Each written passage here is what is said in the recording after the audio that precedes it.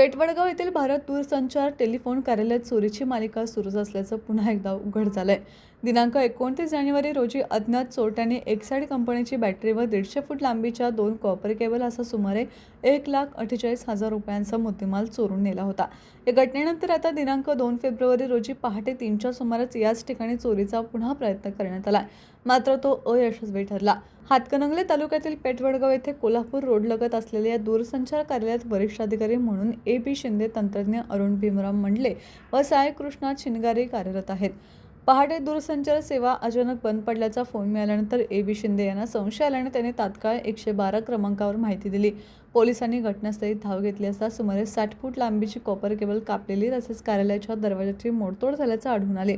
Police गाडीची चाहूल लागताच चोरटे पळून गेल्याचे निदर्शनास आले। या घटनेत चोरट्यांचा डाव फसला असून याबाबतची नोंद पेठवडगाव पोलीस ठाण्यात करण्यात आली आहे। पुढील तपास पोलीस करत आहेत। टीव्ही नेक्स्ट साठी वडगावहून सतीश मोरे।